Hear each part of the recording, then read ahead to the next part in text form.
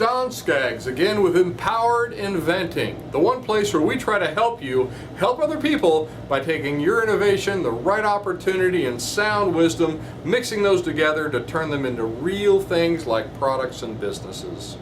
And those people that you help say thank you. Please continue to help us by sending you a certificate of appreciation called dollar bills. So today I want to talk to you about the stories that you'll tell yourself if you're going in the wrong direction. And part of this is sort of a cautionary tale. It's the tale of the Blockbuster video stores. And if you're not familiar with who they were, they used to be on every street corner, just about everywhere in the late 90s and early 2000s. And actually, I think this is really interesting because today there's only one Blockbuster store left, and that is a store in Bend, Oregon. And it's like the last one, just hanging on by its fingernails, or I don't know, maybe it's prospering, maybe it's doing well. I hope that they're doing well. But the perspective, I guess that's what I really want to convey, is that they used to be everywhere, and now they're all but gone. And when things were going bad, they were telling themselves that everything was okay.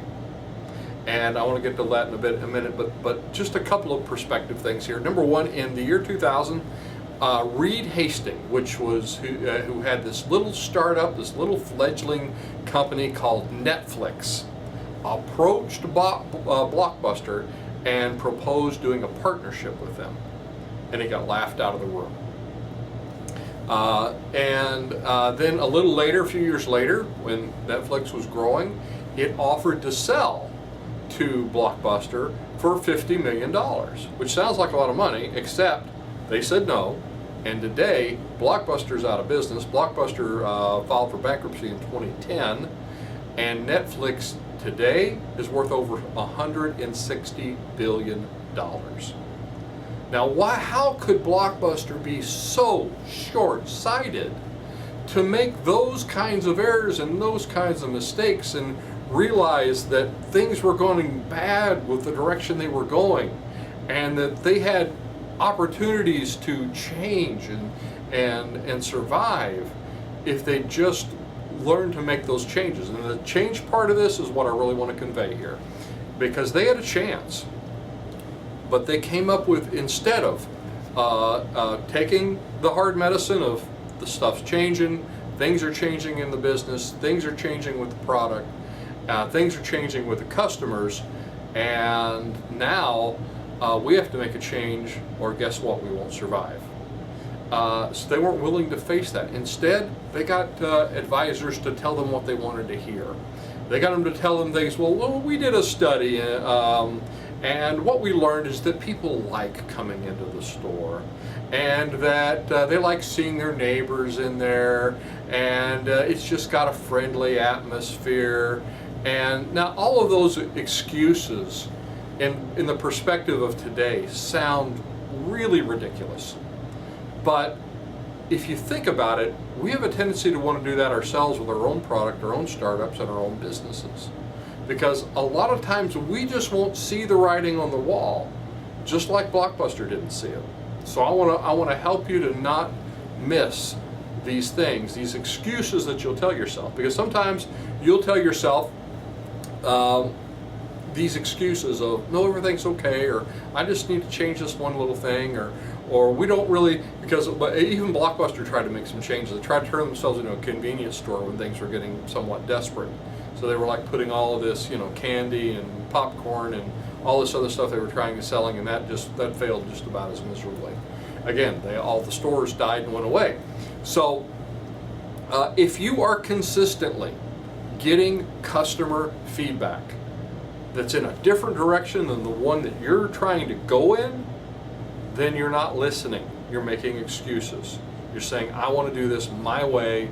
It's about me. It's not about them. And that's where I see companies, startups, and it doesn't matter if it's a big company or a little one-person micro business or a person with an invention. If you're taking that mentality, it can lead to disaster and ultimate failure.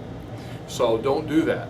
Or if you find out maybe you're doing a little Band-Aid solution here or a Band-Aid solution there with a product fix or a product change, or you're trying to do something, but it's just not working, it's not moving the needle.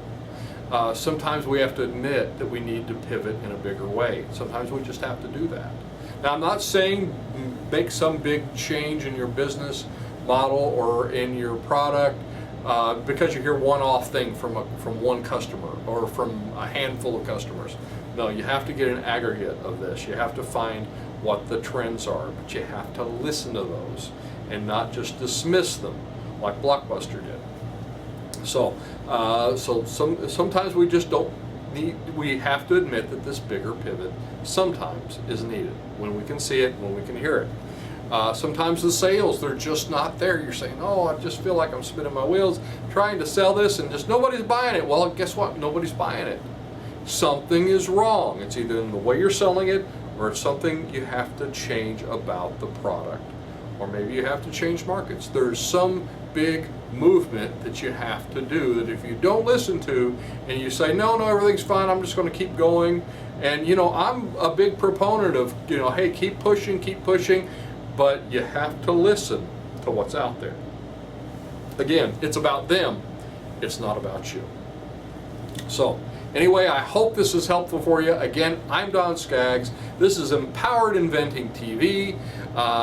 Please sure and like, subscribe, hit that notification bell if you're watching us on YouTube, and check us out if you need more information or content, or if we can help you in other ways. You can always go to empoweredinventing.com, and I will look to see you at the next meeting, workshop, maybe one of our online classes, or on the next video.